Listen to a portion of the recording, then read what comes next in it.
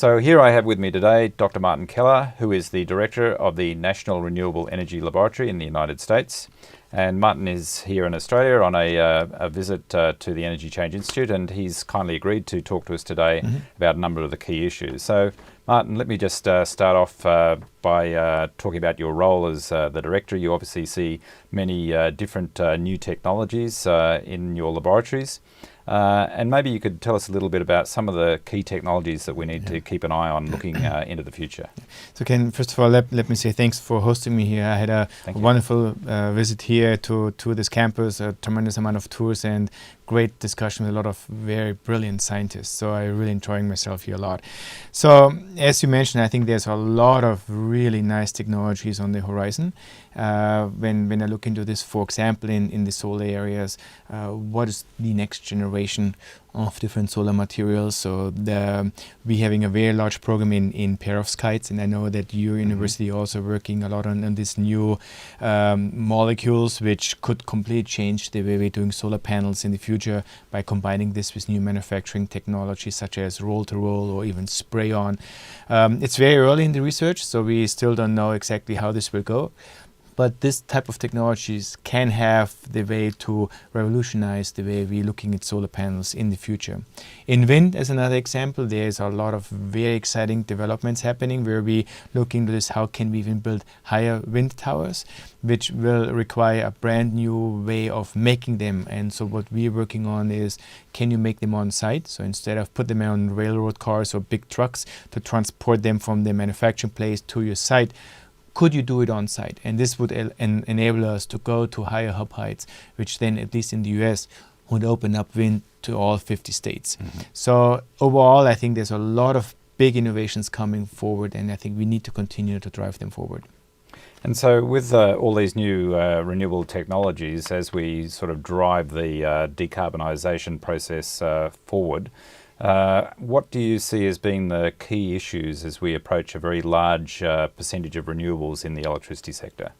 So when you go to a deeper penetration of renewables, sooner or later we will hit this, that we need storage. I mean, the interesting thing is right now within the community, there is this discussion at what level do you need storage when you go to deeper penetration of renewables. And right now I'm seeing this, that it's getting extended out, where a couple of years ago people said, oh, we might need it when you go to 30-40%, and now it's 50-60%.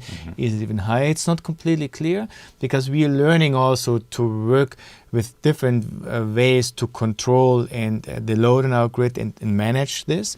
So, but sooner or later, I feel when you go to really deep penetration, that storage will be one of the big things we have to get a handle on.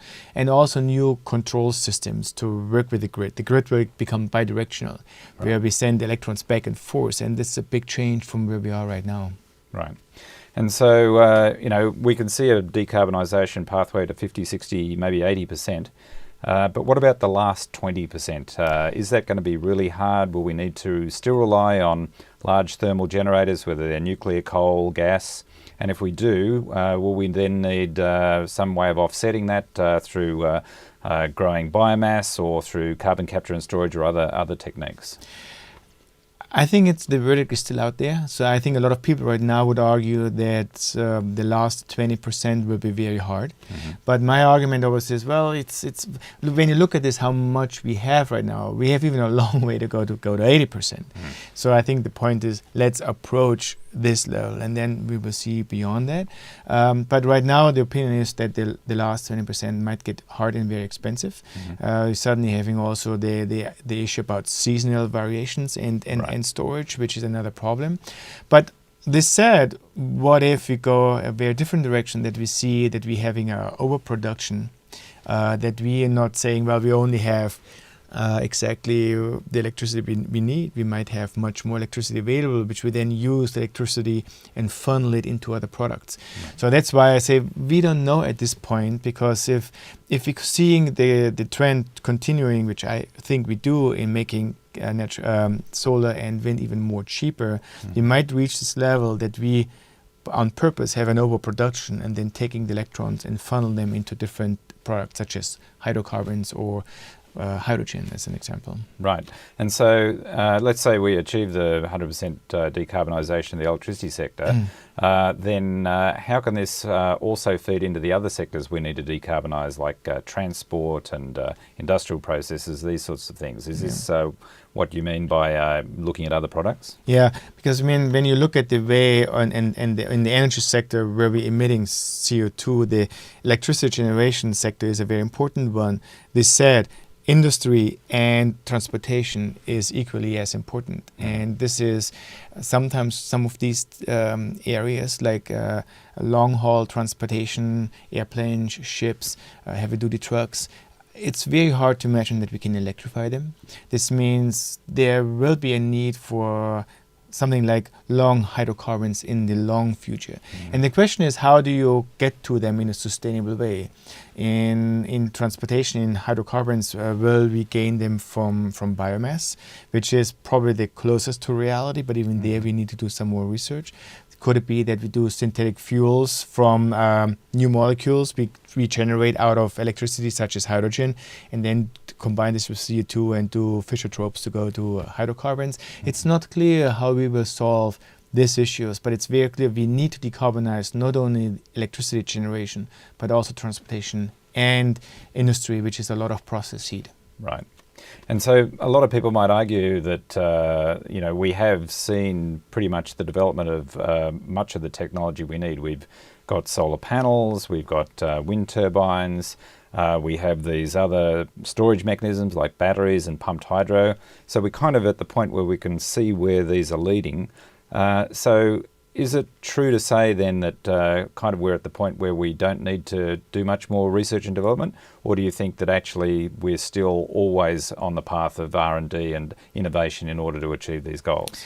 So my argument is that we're just at the beginning. So when you see we're reaching so-called grid parity with some of these technologies, but it would be a tremendous mistake, in my opinion, to stop the innovation right now. We are just at the beginning. We continue to have to drive this forward, because when you look historically, I was make the example on automotive.